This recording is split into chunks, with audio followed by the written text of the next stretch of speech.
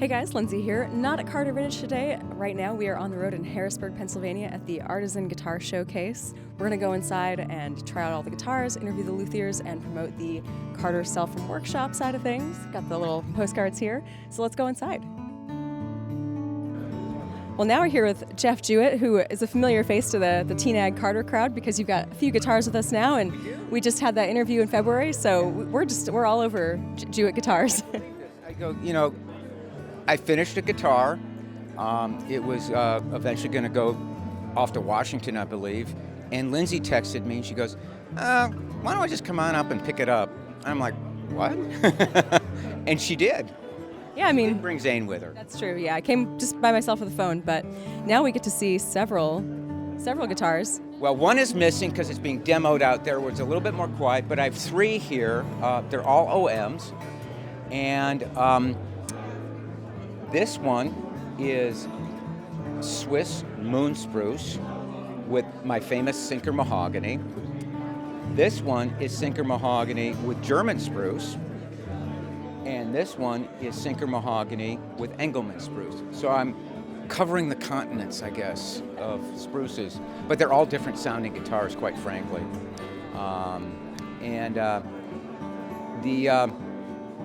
The Sinker mahogany is very interesting stuff. It adds a little bit more character, I think, to most mahogany guitars. It really, I think, amplifies the mid-ranges and gives you a little bit more fat trebles a little bit because it's denser and a little bit heavier. It has a different specific gravity. So I love working with this stuff. And we have actually a whole expose of the Sinker mahogany story. So that's just a total blast of stuff to work with. It's stuff that probably would have wound up on a Martin from the 30s. Yeah, that's crazy. But so in the middle here, we've got some a bit of a Ryan Gerber influence going on with the Cocobolo fretboard and the bevel on the edge. I love how Lindsay caught that. Ryan is hands down probably one of my favorite guitarists and one of my biggest influences right now. And he has actually helped me out. Like for instance, this is a Ryan Gerber arm bevel. I wanted to integrate an arm bevel, and I didn't quite know how to do that mini one. You know, most of the stuff, it has kind of that flat one. I want to know how to do this one. And so I called up Ryan, and he was eating lunch at Panera and walked me through the entire process of how to do it. It was the most amazing thing I've ever done. He was just sitting eating lunch and telling me, yeah, you do this, you do this, you do this. So, and then I have a sound port, yep, which is actually, you find out very quickly how tidy you have to be on the inside of the guitar. You can't leave a lot of glue and, other flubs, so, because people are going to be looking down there as they play the guitar. But this is Sinker mahogany, which I just love. Yeah, absolutely gorgeous. And this is Cocobolo for the binding, which I've never used before, Cocobolo fretboard. And then I also have solid Cocobolo tuner knobs up here, which are custom ordered.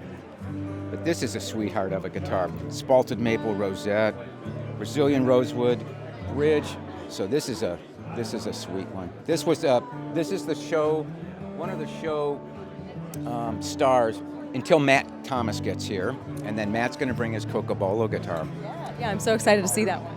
Yeah, and he gets to meet you for the first time. He's excited about that. So, anyways, but.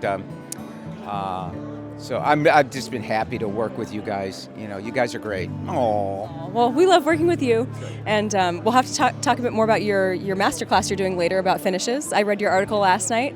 I'll still learn stuff because I can't keep track of all the details, so it was very helpful to read. Lots of great tips for how to take care of different kinds of finishes, so we'll get a few quick tips from you later. Yeah, just your top three, yeah. Well, first of all, it has nothing to do with caring for the finish.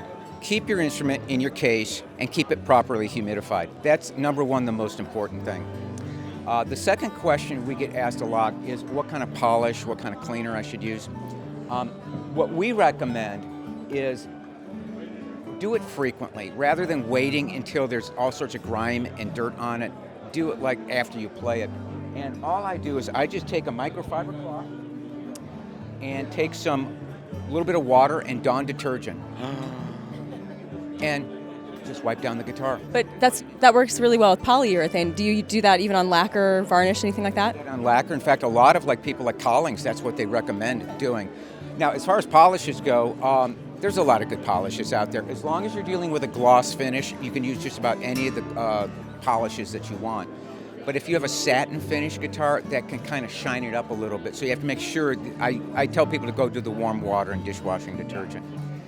And then finally, I would say keep the guitar, I know a lot of people like to hang them on walls or display them or whatever.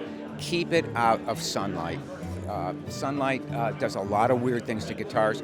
When you go and interview the blues guitars, that collection, you'll see what sunlight can do to different finishes over time. Turn them green, turn them brown, all sorts of things. So that would be my top 3 tips.